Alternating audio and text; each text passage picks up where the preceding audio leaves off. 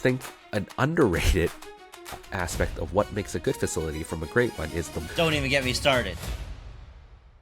Welcome to another episode of Juice Bros Pickleball podcast. I'm Davin. We talk about all things pickleball and yap along the way. So this episode, we're going to talk about what makes a great pickleball facility. And we've been to our fair share around Toronto. We played in good ones, bad ones, or we started at, playing at community center gym floors. What's the first thing you notice when entering a facility? Yeah, for me, first thing I notice when I enter a facility is generally the vibe and like the spacing. So I notice if it's pretty spread out, if the courts are pretty spread out, if there's a lot of like space to walk around and maybe socialize, then it gives off a more welcoming kind of open community vibe rather than, compared to if a facility just they jam as many courts in as they can and there's not that much space to walk around or to socialize, then it's more of a let's get down to business, we're just playing pickleball here kind of place. So first thing I notice is just the general vibe and spacing and some of the lighting things as well, which I think you'll get into. Yeah, for me, definitely the lighting. A high ceiling is a plus because I want to see the ball and sometimes I can't with bad lighting. Even the walls, I think, like if it's sort of hinders the ball sight line, or if there's fence, if they're not designed too well, I think that just affects the playability or even my time there. So that's what I notice when entering facility. How about separating a good facility from a great one? No. Good one from a great one. So usually surfaces are generally the same. Like good facilities all have a good surface, like a good hard court surface with the right amount of grit and like friction on the floor. I think what separates a good from a great facility is one, the people. So if you have a lot of people, that means you're generally making a lot more people happy. So you have more people, more array of skill levels, so that if you want more advanced games, you can play with the advanced players there. Or if you're more beginner, you can get some more beginner games there. And I think the staff as well, that's a pretty underrated part. Like a lot of times you're there to play pickleball, so you're not really interacting or playing with the staff much. But I think if the staff are very welcoming and nice and just pleasant, it definitely increases your experience and your willingness to come back, especially if they're very nice and they're very encouraging, and just their energy, I think, is very encouraging on like whether to come back or not, or if they do something that kind of turns you off, you're like, oh, it kind of sticks with you and you remember it for the next time. So you definitely remember when you have good experiences and bad experiences. So how about you? Yeah, staff is really important. I think it just makes the whole vibe of it really good, and that sets the tone of the community aspect of the facility of pickleball. That courts are, you're right, like there's relatively the same when it comes to like now dedicated facility. I think an underrated aspect of what makes a good facility from a great one is the water fountain. Don't even get me started. I know, I'm a huge stickler for the water fountains. So let's get into this. I think this is a really underrated thing. I think it tells a lot more than you think, because on the surface level you're like, it's a water fountain, who cares? But we need if water. If a facility has a good water fountain, that means they probably take care of their courts as well. They take care of the general facility, of the cleanliness, just the little things. That means they kind of think about the little things, because sometimes you're like, it's a water fountain. They think about the players. Yes, that's what it is. Player experience. I feel like, and I think we are not experts, but we're good enough to kind of outline what the criteria of a good facility with a good water fountain. I think it needs the water flow. Needs to be good. Speed. Not not dripping. It doesn't dripping. have to be like a fire hose. No, it does not. It's got to be strong. But a constant. It can't be like a tiny little trickle. No, constant strong stream. Okay. Yeah. Second is the temperature. Okay, can't be like lukewarm room temperature water. That's horrible. Has to be slightly cold, not freezing. Okay, but just slightly colder than room temperature. I wouldn't mind freezing, but definitely on the colder side. Yeah, definitely colder for sure. side. Yeah, and I think those would make a difference in a facility. That makes a huge difference to me, because I'm petty like that. But I feel like it makes a huge, like when I walk in a facility and I have confidence in their water fountain, I'm like, let's go. I'm ready to drink up, refuel, recharge, and get back at it. Whereas bad water fountain, you're kind of like, oh, I gotta deal with this water fountain. I'm just gonna, thirsty. I'll be thirsty. It's fine. Yeah. Like, won't I don't fill want to water. sit here for 5 minutes waiting for this Yeah. weak water fountain. And there's to fill some up my facility bottle. with the water fountains where you're like, okay, do they change the filter or not? Like, I don't know, but I'm dying of thirst right now, so I need to drink water. Yes, there's some facilities like that, and yeah, I think that is an underrated thing. What makes a good facility from a great one? Yeah, the water fountain, the water pressure, the water fountain, the temperature, so important. It's very important. Like, it's so underrated. Yeah, especially if I bring, I bring electrolytes, so I need water to mix it. So good water fountain.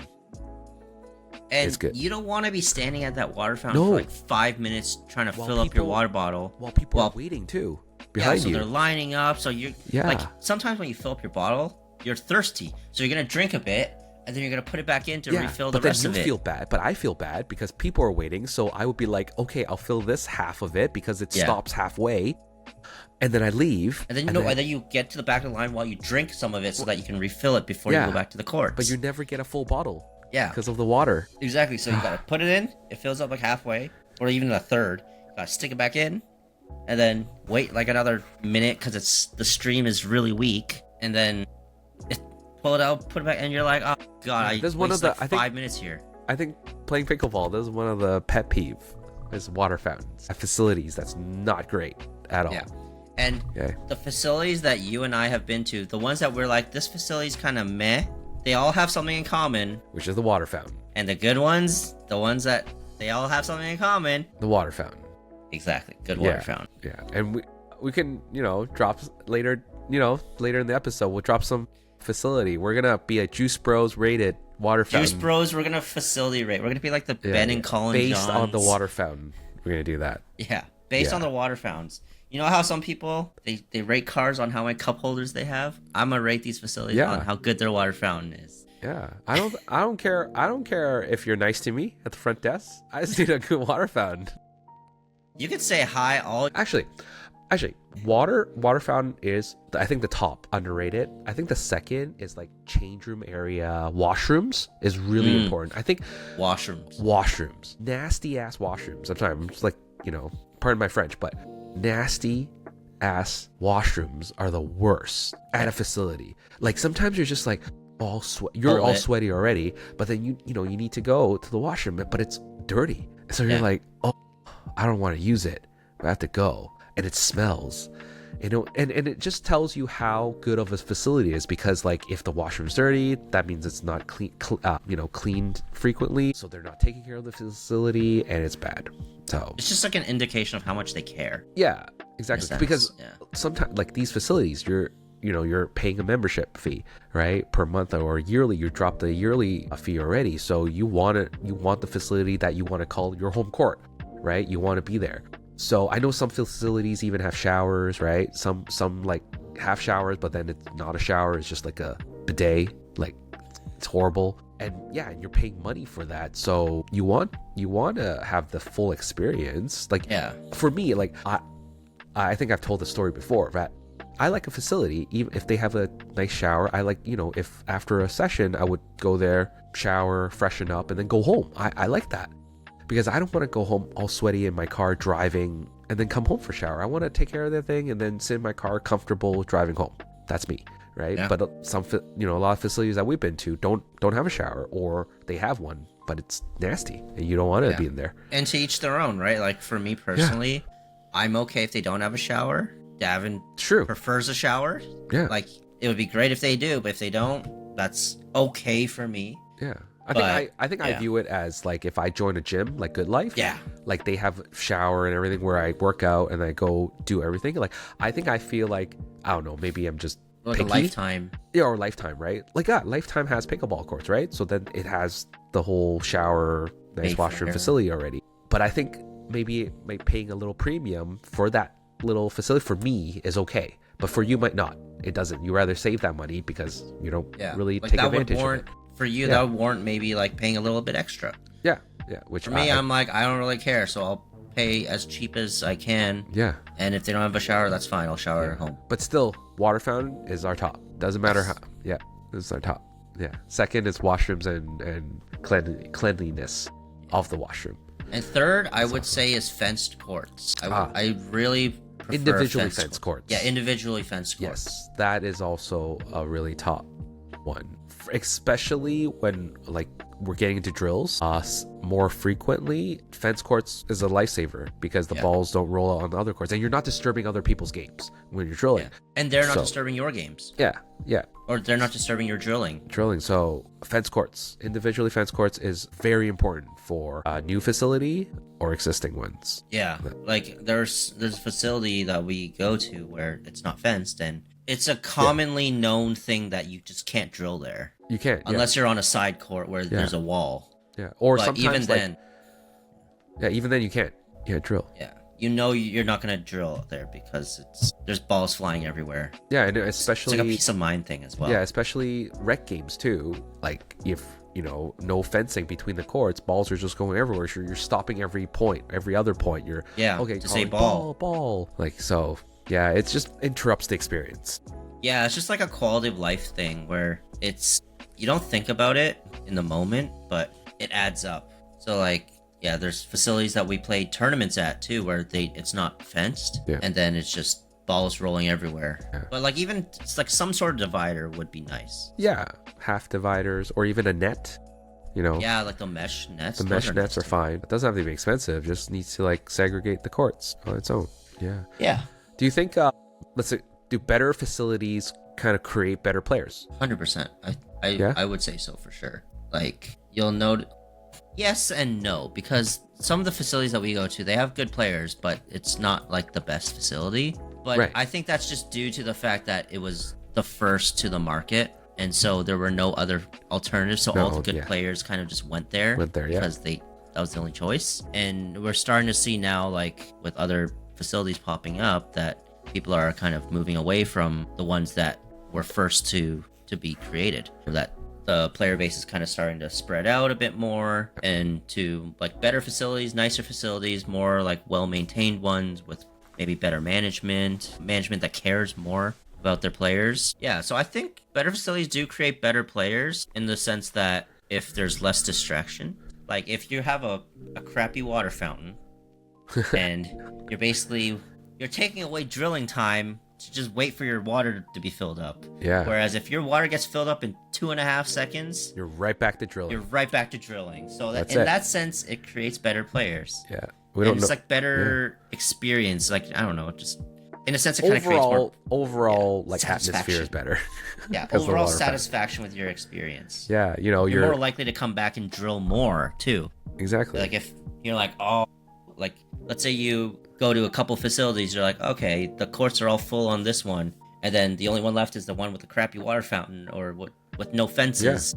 You're like, that's the only one left? I guess I'll skip drilling today. Like, I'm not even gonna bother. Yeah. So in that sense, you're like a good facility is like a bad facility is kind of taking away your progress. I totally agree. Like it's the interruptions, like not even just a ball water fountain. You're waiting, you're not quenching the thirst, so you're like exhausted.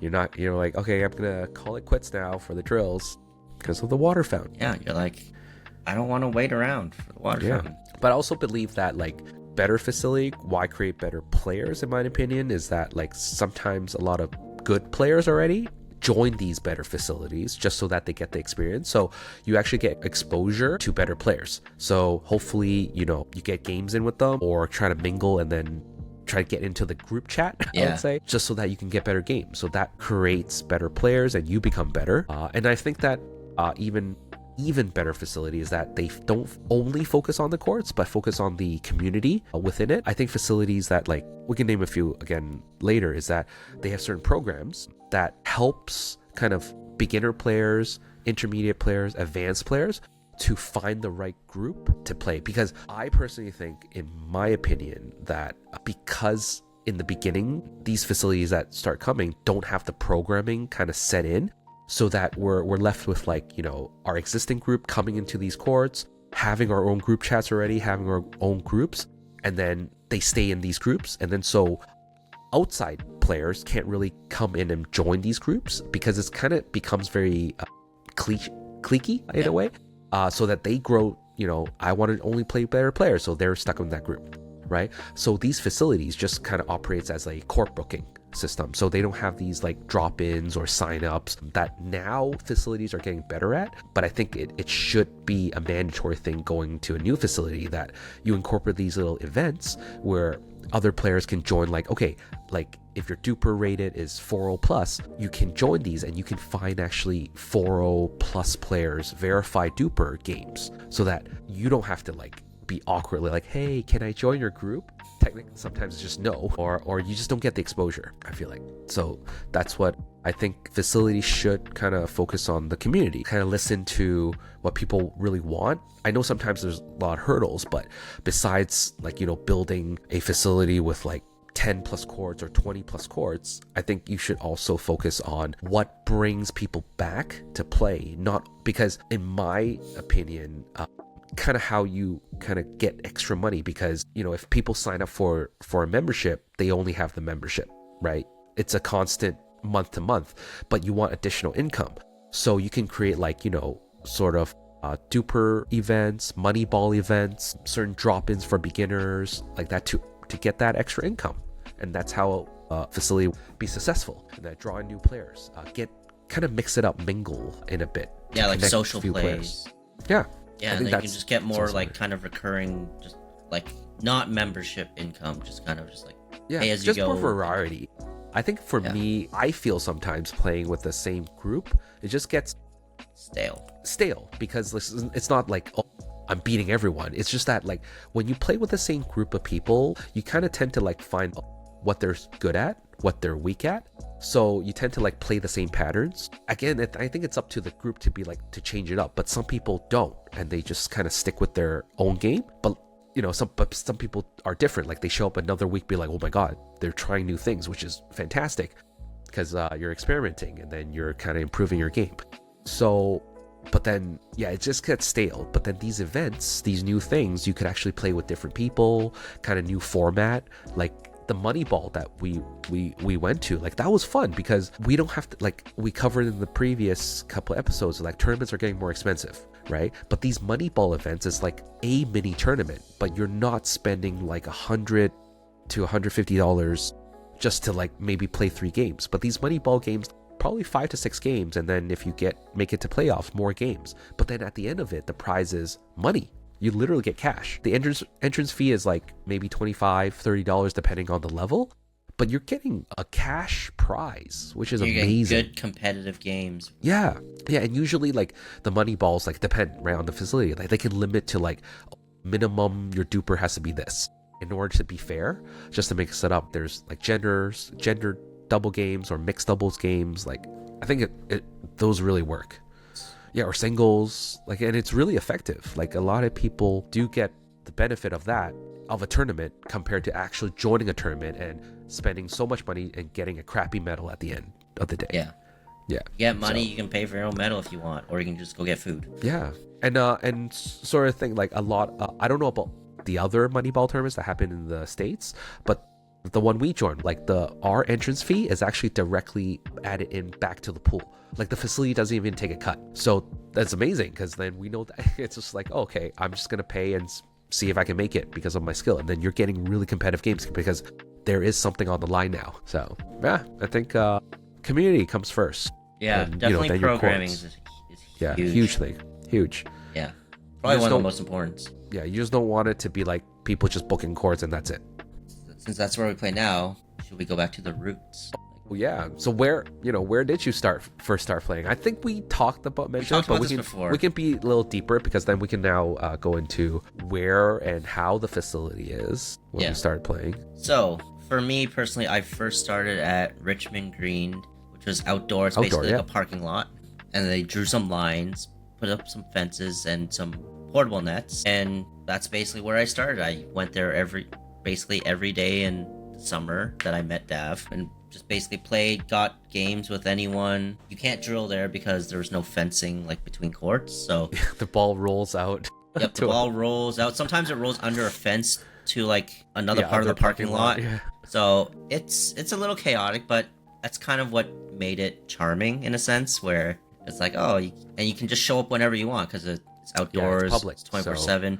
The only problem was there was no lights, so 8 p.m. or so, 9 p.m., you're done. Yeah, and there's no windscreen, so right? Yeah. At the beginning, yeah. So Yeah, there's no windscreen, so it gets windy, and it's a park yeah, room. so windy. So you learn to deal with the elements a little bit, at least. Yeah. And that was sort of. For me, that was the initial beginning, and outdoor. there was some community there because you recognize some people that come back regularly. That was the first kind of sense of like, oh, there's a community, you can meet people.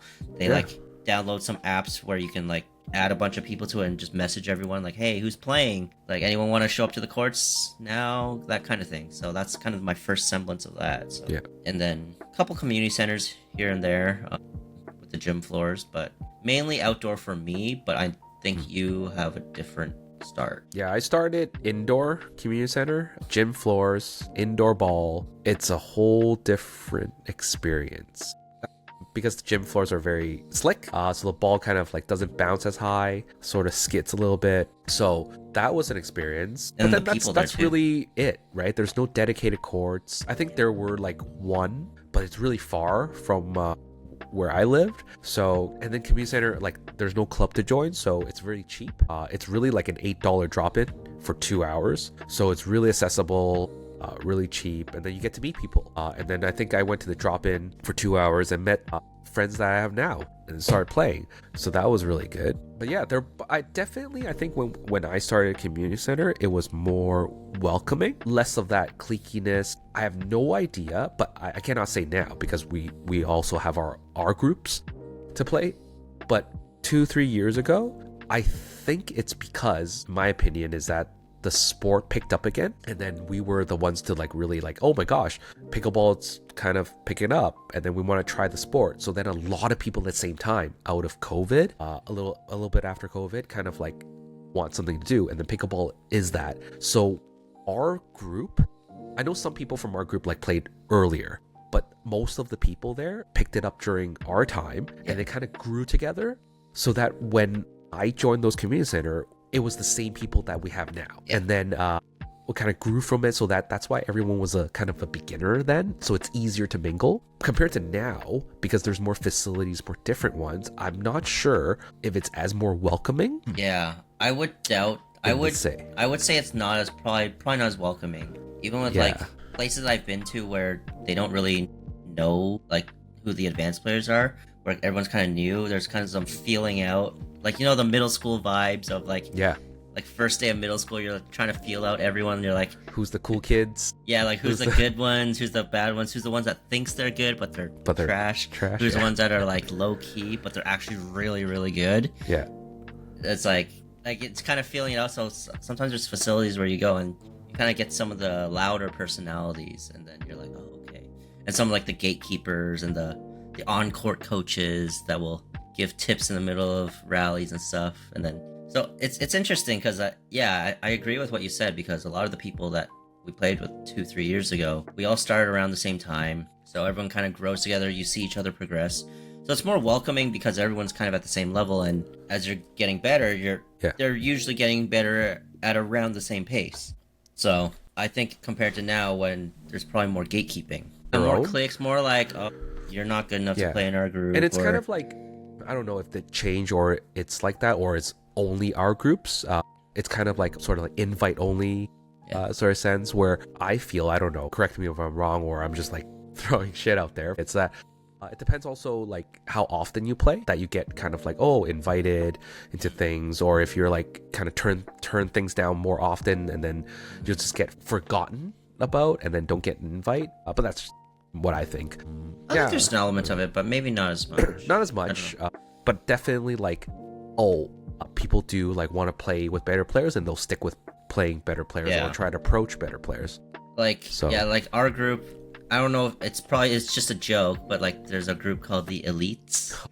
But sometimes it's just like a troll name, I feel like. Yeah. But there's also a tinge of seriousness to it, where it's like, okay, those are the better ones. Yeah. I think it's not that. Like, I think every other group has that too.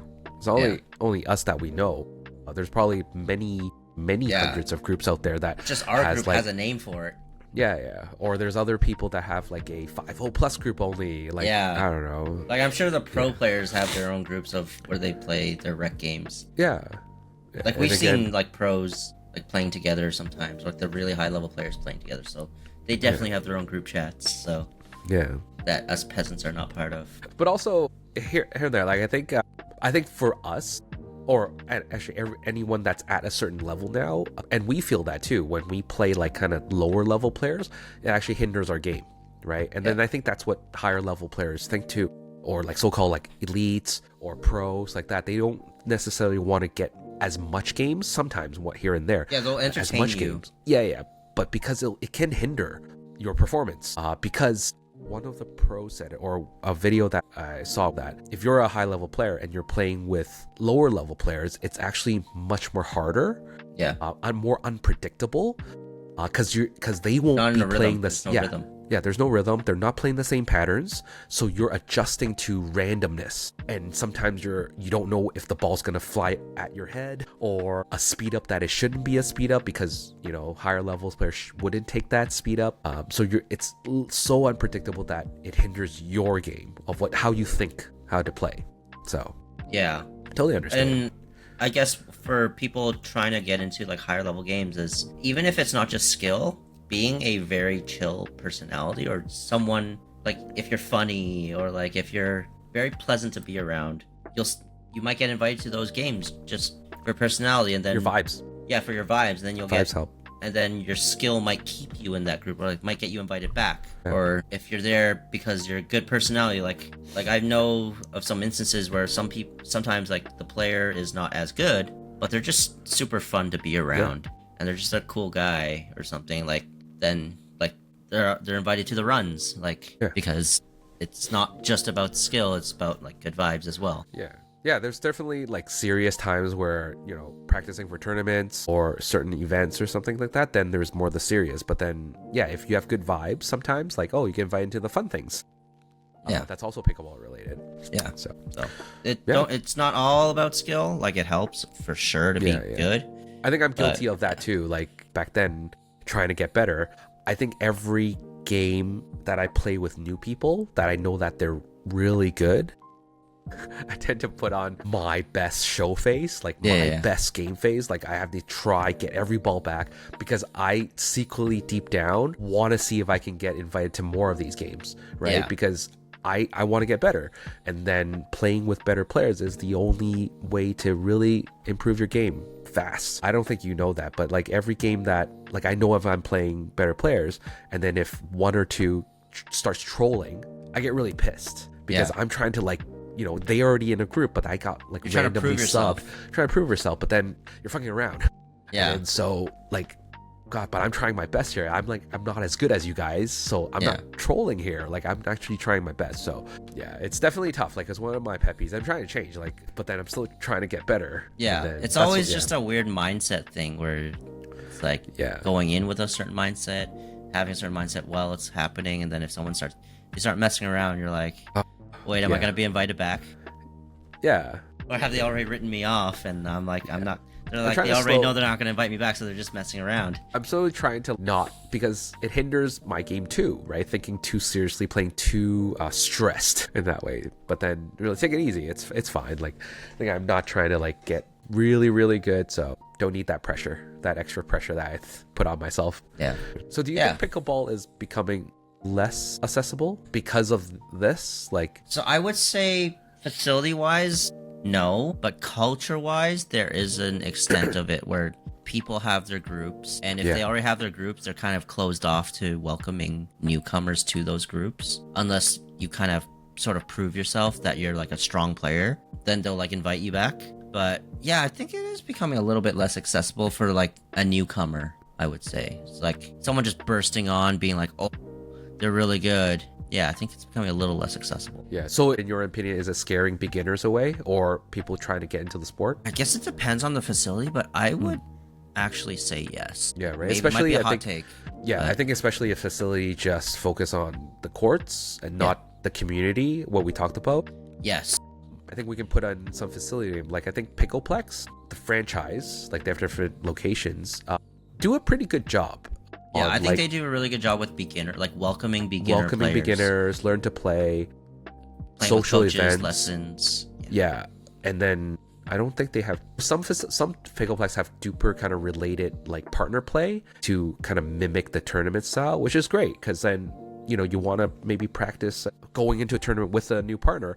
These are some of the things that you can join, or like a King's Court format or something where you can play with a lot of different players, and then usually it evens out with like the higher skill players being more on the top courts. And then so you want to fight for being the top, so you want to really lock in and then you really learn who the better players are, who the and more beginner ones are. Then you get more games with them, you get their number, and and it's not like an awkward test. Hey, can I play with you? It's actually like, because of the King's Court format, your place on the court with these better players based on how well you do. So I think Pickleplex by far has the most social like events, kind of clinics by far from other facilities. Yeah, like I think they do a really good job with their beginner programming for sure. High Sports, in my opinion, didn't do a great job on that. Yeah, they're kind of the opposite of the spectrum, where their programming was kind of bad, kind of shitty. No, it's shitty. It's I shitty. have to say. Yeah, shitty. And also like High Sports was one of the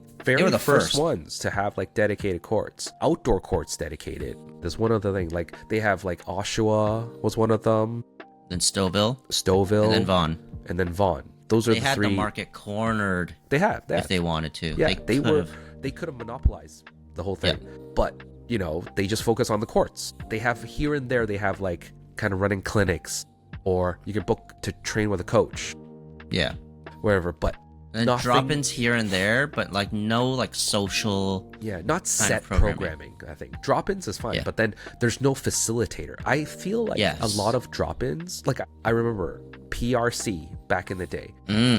So it's one of the Premier Racket Clubs. Yeah, Premier Racket Club, which is a tennis facility, and they had introduced like pickleball in there. So they would do like a social drop-in Saturday and Sunday and Monday, but instead of people just going in, putting their names on a board, there was a facilitator there to like move people around, put people the same sort of level together, which made it like so much easier. That was the difference. That was the difference. Actually a huge difference. Yeah, we met. You probably met. I met so many people. So many people at PRC. I met people that I like. They were very good players, and then I've never thought that I could have been playing with them now, right? So it was at PRC. It was really good. So that made a difference because of the facilitator. There was someone facilitating drop-ins. But High Sports, on the other end, they had drop-ins, but it was like, show up. It's a free-for-all. Okay, just it's a paddle system, the bin system. The bin system, which for like a random person signing up for a drop-in, it's horrible because I get my nerves. Like, I'm not a extroverted person, so I put my paddle there and be like, okay, hey, good game. But then you get really judged in that sense because like the drop-ins aren't like level, it's open, it's all levels. Sometimes they would have kind of 3-5, but then it's not verified, so I can think that I'm a 3-5 and come in, but maybe I'm more of a 3-0 or I'm overpowered. So but it's not facilitated, so I might be shy playing it, and then people on court are like, okay, this person's not, is a kind of beginner, so they could kind of avoid. Like I've seen where people like played with someone and they deliberately move the paddle away from the next stack to just avoid playing with the beginner or the weaker player. So that sucks, which now segregates the whole community aspect of pickleball, right? So High Sports didn't really do a good job on that. And then afterwards, like they just kind of more focus on just having courts, like people being courts, like just being courts. There's a place that just has courts. Yeah, it just has courts. Like I think they kind of went up to their head a little bit, where they knew they were the only facility around at the time, so they could have been like, hey, if you don't play join our courts, there's nowhere else to play. So they can charge like a premium membership fee, but people are hungry for dedicated courts, so they would join because of that. Pickleplex opened. Yeah, so then... before Pickleplex, before all these new facilities. So we were the ones, like we joined because that was like when Stouffville opened, we were like, okay, we got to join because that was the dedicated. It's like a all season thing, no matter rain, snow, or whatever, we could play. Yeah, so that was the facility. Yeah, and then there were some things with the beginning of that with a bunch of rules and stuff. Yeah, that was a mess. Yeah, again, like there were no programming, so we just as a group we went there, joined, and then we started booking courts. So then we had a great time in the beginning. So it was like 2-3 hour booking, and then we had like a group of 10-12 people, but we like rotate around. But then they sort of implement the rules where it's like, oh, you can't mix around. You can't mix people around. Like whoever's on the court has to stay on the court. Yeah. The same people. So that kind of limits the community aspect or the social aspects it of really it. Like killed the social community aspect a lot. the social aspect. Like our group hated chats it. were complaining a Yeah. lot. They're like, screw these guys. Like Yeah. they're so lucky that they're the only people around. When Yeah. there's another facility that opens up, it's like, and then like they're and gonna then the feel courts it. were as we talked about in the beginning, like they weren't individually fenced. So it was like a middle aisle and then 3 courts on either end, but then in the middle there were no fence. So the balls were rolling out between the courts. So yeah. And then Vaughan, another one, so High Sports built another one in Vaughan. They took over, but Vaughan was technically the better kind of facility because it's individually fenced, better lighting, brighter courts. That's the one where I mentioned is like a lot more cramped. Like they're just jammed as many courts as they could into it. Like it's walking between courts, it's shoulder to shoulder, not even shoulder to shoulder. You can fit 1.5 people in the walkways. Yeah, but one of the things that, you know, when they first opened, the back area was supposed to be a lounge area. Like it was like, you know, AstroTurf, like, you know, they had like sofas there, they have chairs there for, you know, it's a big area for people to like just chill there, socialize and stuff. But a month in or 2 months in and stuff like that, all of a sudden there was a pop-up court in that area. So it made the space even smaller. So it became like, you know, like sardines in a can kind of way. Like people were just like walking like, hey, I have a big bag, excuse me, like that. Yeah. So it was horrible. But then the only benefit thing is that it's good courts to drill at, you know, good lighting. So that's why, we decided to do, that was one of the too. facilities with a terrible water fountain. Yes. And dirty washrooms. Yeah, so just to recap a little bit about High Sports, like High Sports kind of partner with different sportplexes. So in the Oshawa one, they partner with Durham Sportsplex. Stouffville, it's the Stouffville Sportsplex, and then Vaughan is the Vaughan Sportsplex. Like, so it's not really like they had an empty building and they kind of redid the whole layout. They just kind of took over a portion of it, which the existing sportsplex have like the washrooms, have the water fountains. So it was horrible because sometimes that, you know, it's like going to sportsplex is like playing basketball at high school gym. Yeah, it's so like multi-sports, like there's multi-sports. So there's everything going on. Yeah. So the washrooms weren't great. It was crowded because it was sportsplex, and the water fountain was just not good. Like yeah. So that's the bad experience. Yeah, I will say they squandered their advantage, their market advantage. Yeah, they kind of like just sat too high, right? Just thought that they're the only ones, but they thought they were too big to fail in a sense that no one could do what they were doing and take over. They sort of neglected the whole player experience. Like think that players just want courts, and then over time, like Pickleplex came into play. Different individual ones like Pickler's Hub, Rally, the Jar, Pictopia, the Dill, Grandview. Yeah, Grandview. Now there's a couple of new ones. Six Pickle at downtown. Yeah, Six Pickle. There's also Court X. Yeah. And Pickle X in Oakville. So many. And there's Pictopia. There's gonna opening 2 new ones in York Region and then Richmond Hill. I heard a new one called the Backyard Club. Oh, Backyard Club too. That's a very premium. Yeah, it's supposed to have like 21 courts with the gym, golf simulator, juice bar. So that's one of those when we talk about like the more expensive one where the shower facility should be better and the water fountain should be good. Okay. So if you're listening to this Backyard Club, I don't know who the owners is, like hopefully your water fountains are good. Okay. I will be judging your water fountains. Yes. Yeah. We will come and play, but we'll judge. But again, like I think there's so many options now that High Sports just thought that there wasn't anything and they just kind of jeopardized the whole and one of experience. The things that will separate these facilities is the programming. Yeah, it's the programming. So one thing that Pickleplex is doing really well, like Downsview and even Pickering, like they have a lot of programs and they have their great water fountains and they have great air conditioning, especially in the summer, because Pickleplexes are usually built in a mall. So I think they can use their existing mall infrastructure with the ACs. Yeah. So they have really good air conditioning. So it's amazing in the summertime. Yeah, and then Downsview It's a great like 9-10 courts facility. I think it's like 13 courts. Oh, 13. Yeah, sorry. 13 Yeah, courts. my bad. 13 court facility, great high ceiling, like great lighting, water fountain's good, change rooms are great. And then they have their own community there at Downsview. Like, Yeah, and this I is think fantastic. one reason for that, actually, sorry to cut you off, is that the owner is a pickleball player. Like Manny, he knows how That's to very like important. build a community. So because he's part of the community, he was in it for a while before starting Pickleplex Downsview, that he knew that to keep people coming back is you got to build a community and keep the people coming back. Yeah, I think Manny has before Pickleplex, like he organized like groups. Yeah, to play at like random school gyms. Yeah, and random stuff, school right? gym. So he already had the community. He already knows what the community kind of looks for. So that's why he implemented in Pickleplex when he had the franchise. So yeah, really good. Like I think Downsview and a couple other Pickleplex are doing really well because of the programming. Yeah. I think Aurora is doing pretty good too. Yeah. Yeah, and Aurora, we played there, is really nice. Water Yes. fountain's great. Water fountains, A1. Yeah, Top Pickleplex water fountains are amazing. So Yeah. definitely want to check on. Grandview, shout out to Grandview. And Yeah. the Pickler. Pickler has good water fountains. Yeah.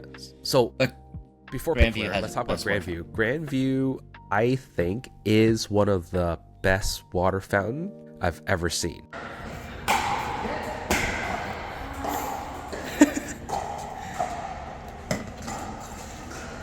Ooh.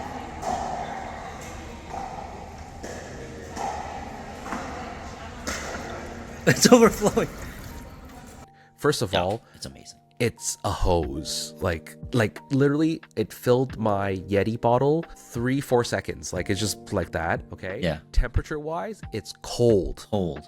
It's cold. It's not like freezing ice cold where No, like no. it'll like It's cold. mess with your teeth or something. Yeah, Like, so great facility. The courts are individually fenced.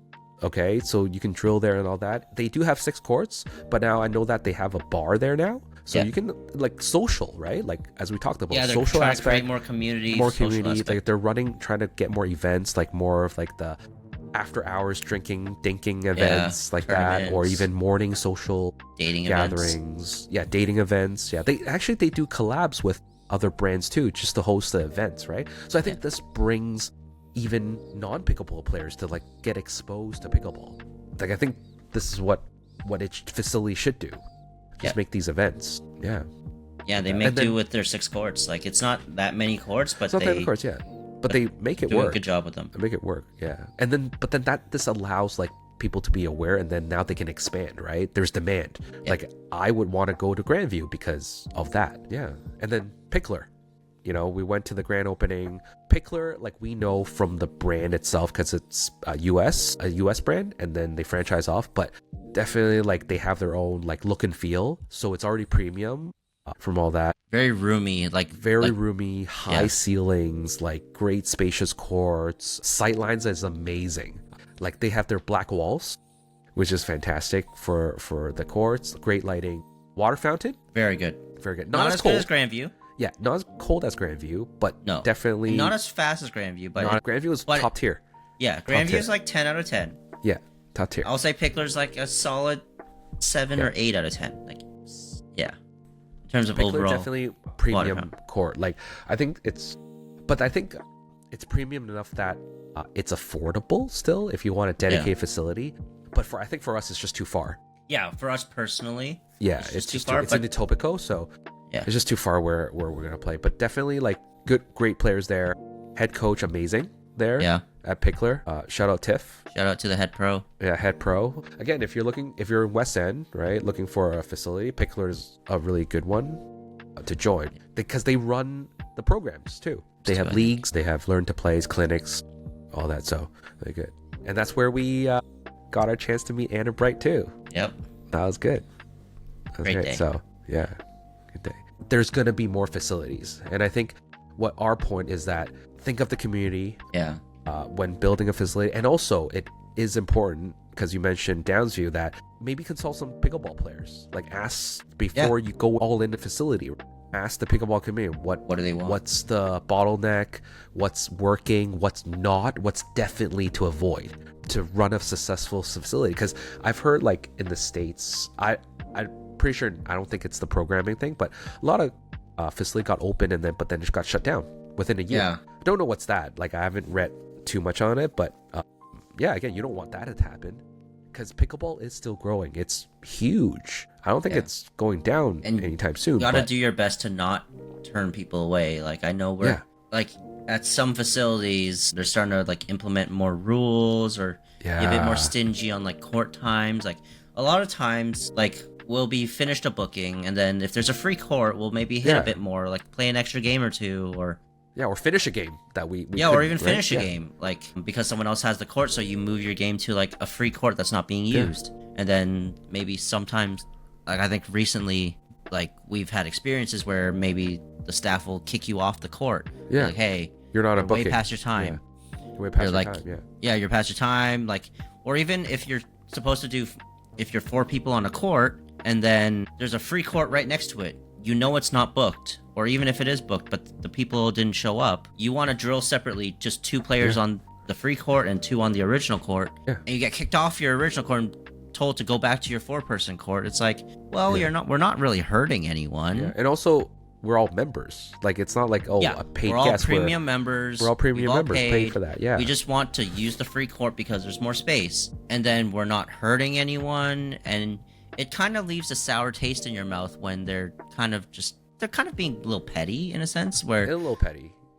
So it's like, because I realized like I think that like if that court wasn't booked, right, and then you jump on it, and if so happens someone book it at that chance, they'll come in, okay, fine, that's fine, and you'll just get off. You get off, you move, that's totally fine. But before then it's empty. Like you're just it's just there. It's just an empty court. Why can't you utilize it? There's no one booking, and you're not losing anything.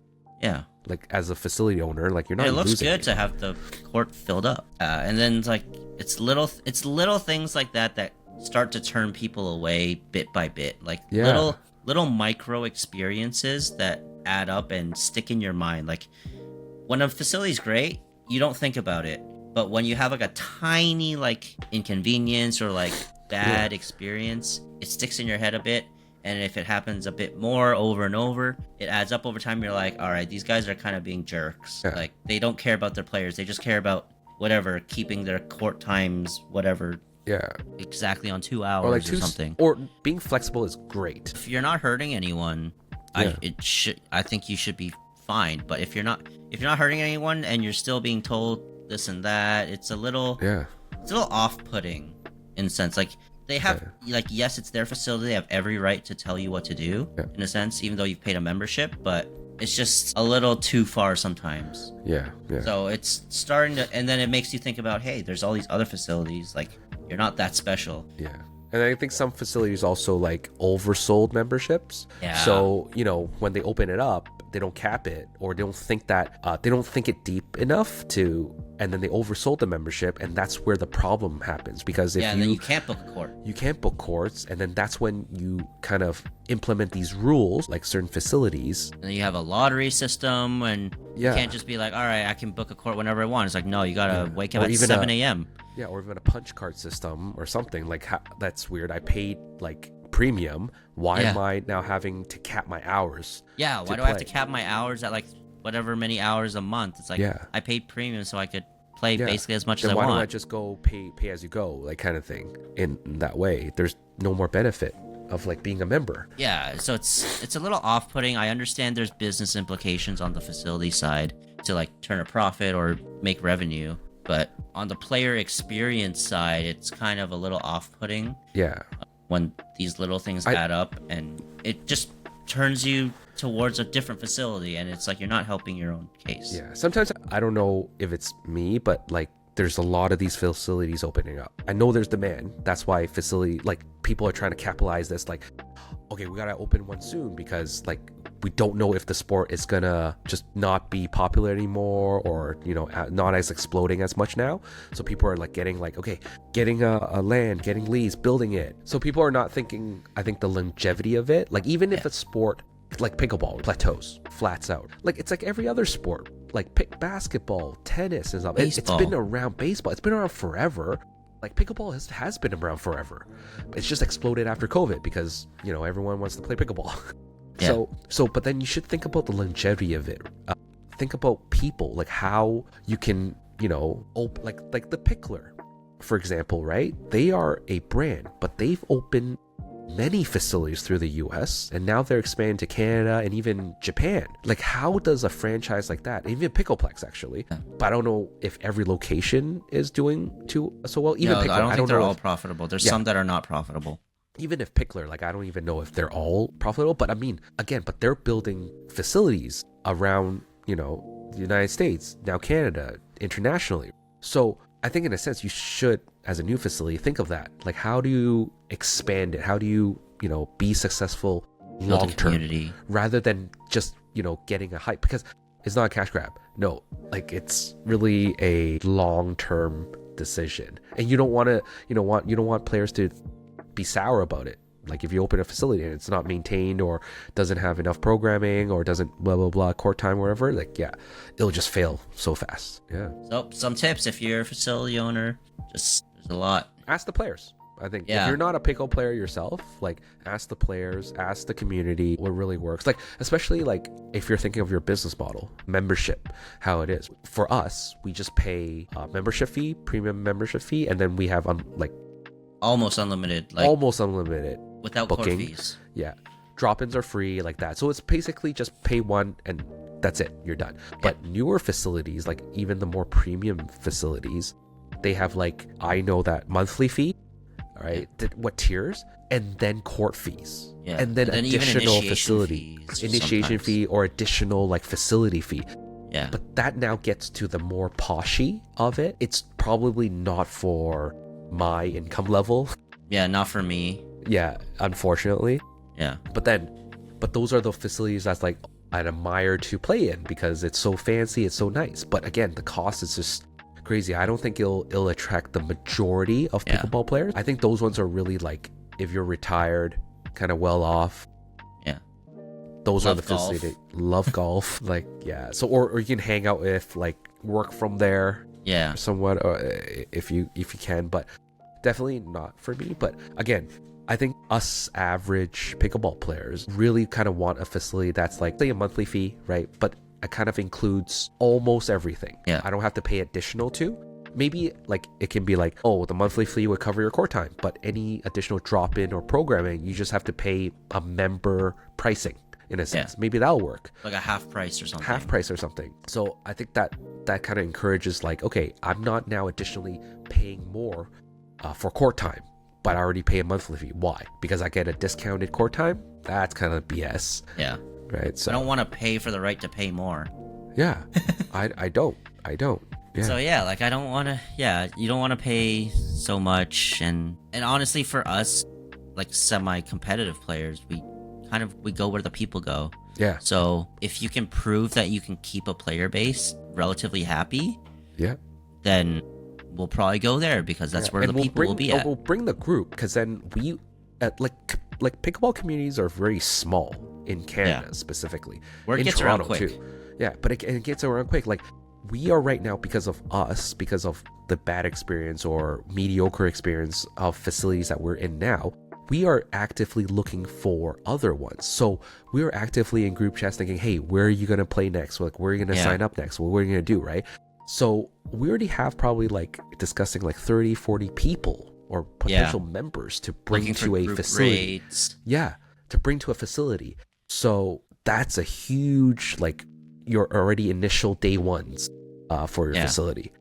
So yeah, again, so hopefully, potential new facility owners, like, think of this about it. Yeah, I think it's just about the community and the people and how you keep them happy while still balancing, I guess, making your profits. Yeah. But people go where the people play, where their friends play, and based on bad experiences, you're asking around, like, when does your membership expire so that we can plan when to go to this other place. Yeah. It's always the question of, hey, when do you expire again? Yeah. All right, this month? All right. So around that time, we'll hit you up. We'll hit you up. Yeah. Yeah, we'll hit you up and migrate to somewhere else. Yeah. So, okay. So to end this off, a little hypothetical question, our dream facility. Oof. Okay. Like, all out, like, let's say, given the fact that we talked about asking the players, I think as players ourselves, and then, a kind of wish list item, I'll go first because again, I think we mentioned, like, good ceiling height, great sight lines, lighting, individually fenced courts. That's the basics. Let's skip the basics because that's really Is what. water fountain a basic? Yes, Okay. because we're gonna put it as not underrated. Okay, like it's standard. That's Standard. It's a standard. Okay, so yeah, water fountain. So let's put it there. I think a food court or cafe Yeah. would be great because we all know, me and you love food, right? So it would be great that we can play and then kind of like just debrief there at a cafe within the facility. I would say because I love CCT, which is 茶餐厅. So Hong Kong like, Cafe. hey, Hong Kong Cafe, yeah. Imagine a Hong Kong Cafe in the facility where we can get like snacks, like meals, like carbs, like, you know, carb load after the game, or just, you know, bonding over a milk tea, lemon tea, lai cha, like mung cha, or whatever, right? I think that's great having a cafe there. Good washrooms, shower, like that. I think, and then also maybe music here and there, not overly loud, just like have some good vibes going at that. Yeah. How about you? I would say the exact same thing. I think a lot of programming, so like money balls. Yeah. Okay. Those are fun. Like even different level money balls. So like you can cap it like a 3-0 money ball or like a 3-5 money ball, and to prevent sandbagging, you could like actually duper verify it or something, or find some ways to be like, hey, past winners can't play this one again or something. True. You can find different things like that. Even a bar. I think late night play could be cool. Like a lot of times with people's schedules, like maybe like they're better late at night. So maybe after they put their kids to bed, they can go play. I don't know. Yeah, or even like a part of that, I think I want to add to it is that sometimes like the late plays are great, but it's hard to attract people, right? So maybe like non-members, like a very discounted rate that like $5 per hour kind of thing, but then you attract the crowds too, because you know, sometimes members, we get the prime time slots, like, oh, we get to book like that, but then other people do book the 10 to 12, you know, or even later, but then you could like maybe attract more, just like have a fun social drop in $5 late night, an hour, like late night special. Yeah. Or something. I think you need more events for sure. You do. I think one thing would be events. For the single people like me, put some dating events on. Yeah.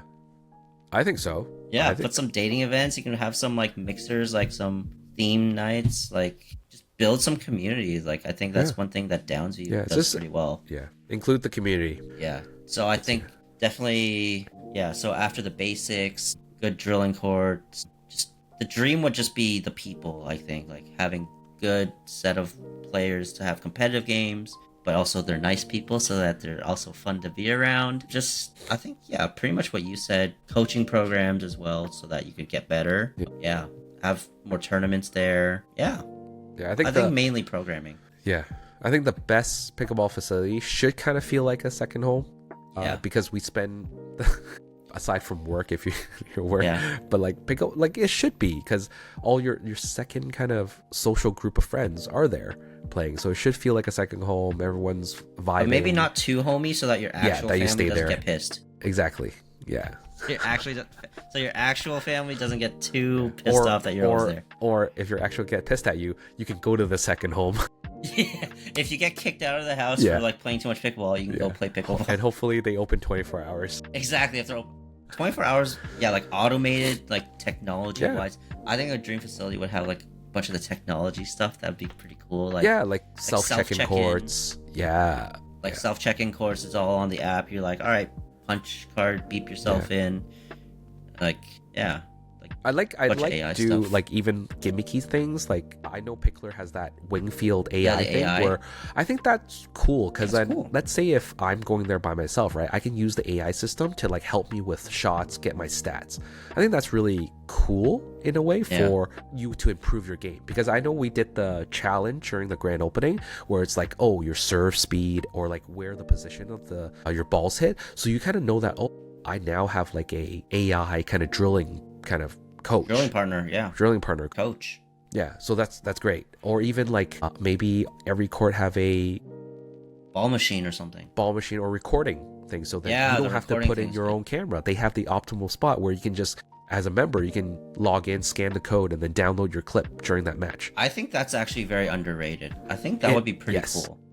Because usually you have to set up your own tripod, set up your camera, but if they just have it integrated, like with your court booking, it could also like discourage like certain booking behaviors, because it's like, hey, if you want the Oh, true. recording, you're gonna have the correct people on the court instead of using a placeholder name or something. Yeah. And also Like, it's good for yeah. promotion for a facility, right? Because if you're uploading clips, you can be like, you have your watermark during those clips. Hopefully there's an app for it. And then when you upload, it's that facility that has this. And then it's like highlights, like look at this cool clip, and then you submit it to like one of those Instagram accounts that have hundreds of thousands of followers. Yeah. I think that Get exposure like that too. Yeah. Cool. Yeah. All right. Also, yeah, good lighting. I think. Well, that's standard, right? That's standard. I think that's with standard we'll cover. I think water we're fountain. just so we're out traumatized. there. Yeah. That bare minimum is like I think we haven't luxury. really have a bin or dedicated our money to a great facility. Yeah. Like I think Pickler is one of them, but it's just too far for us.